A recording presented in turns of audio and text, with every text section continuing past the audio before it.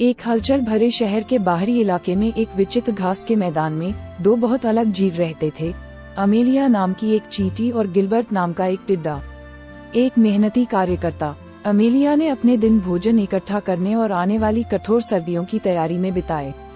दूसरी ओर गिलबर्ट एक लापरवाह संगीतकार थे जो क्षण भर में जीने में विश्वास करते थे। उनकी सारंगी एक निरंतर साथी थी।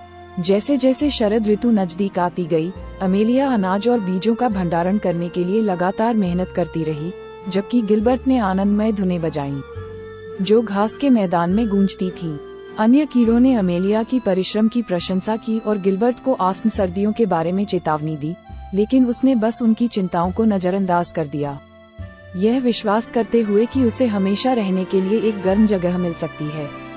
एक सुहानी सुबह, जैसे ही पहली बर्फ के टुकड़े गिरे, अमेलिया ने गिलबर्ट को सर्दियों के लिए भोजन इकट्ठा करने में उसके साथ शामिल होने के लिए आमंत्रित किया।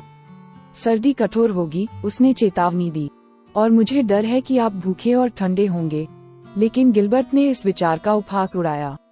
जब सूरज अभी भी चमक रहा है तो सर्दी की चिंता क्यों करें? मैं ठीक हो जाऊंगा। जैसे जैसे दिन ठंडे होते गए और भोजन की कमी होने लगी, अमेलिया की चिंता बढ़ती गई। उसके अपने भंडार पर्याप्त थे, लेकिन वह अपने मित्र को कष्ट सहते नहीं देख सकती थी। उसने गिलबर्ट के साथ अपना खाना साझा करने का फैसला किया, भले ही इसका मतलब था कि उसे अपनी आपूर्ति आधी करनी पड़ी। अमेलिया की उदारता ने गिलबर्ट के दिल को छू लिया। उसे अपनी गलती का एहसास हुआ और वह अपने लापरवाह व्यवहार पर बहुत शर्मिंदा हुआ। धन्यवाद अमेलिया, उसने कहा। उसकी आंखें पश्चाताप से भर गईं। मैं मूर्ख हूँ और मुझे आपकी बात सुननी चाहिए थी। सर्दी प्रतिशोध के साथ उतरी और घास का मैदान बर्फीली बंजर भूमि में बदल गया। अमेलिया और गिलबर्ट कठोर परिस्थितियों से बचने के लिए अपनी अल्पापूर्ति साझा करते हुए एक साथ एकत्र हुए। ठंड के कारण टिड्डे का संगीत शांत हो गया था, लेकिन अमेलिया की दयालुता के प्रति उसकी नई विनम्रता और कृतज्ञता ने उसके दिल को गर्म कर दिया। एक विशेष रूप से ठंडी रात में, जब उन्होंने बर्फ से लदी शाखाओं के माध्यम से तारों वाले आकाश को देखा, तो कुछ जादुई हुआ। एक टूटता हुआ तारा आकाश में चमक रहा था, और जैसे ही उन्होंने एक इच्छा की, प्रकाश की एक शानदार किरण ने उन्हें घेर लिया।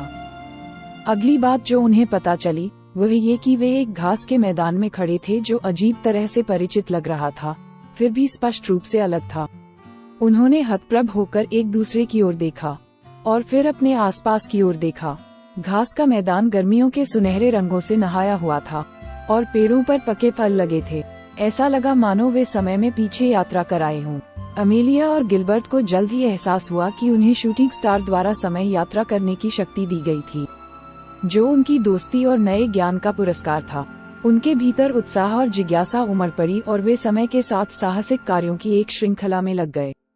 उन्होंने घास के मैदान को उसकी सभी मौसमी महिमा में देखा, वसंत के जीवंत फूलों से लेकर गर्मियों की चिलचिलाती गर्मी तक, और शरद ऋतु के कुरकुरा दिनों तक।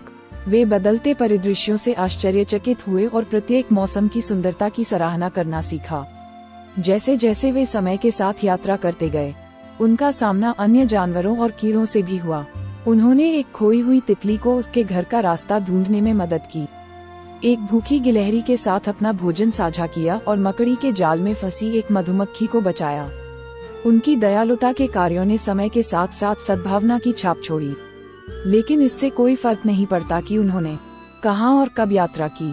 अमेलिया और गिलबर्ट हमेशा अपने मूल समय और स्थान पर लौट आए जहाँ वे पहली बार मिले थे।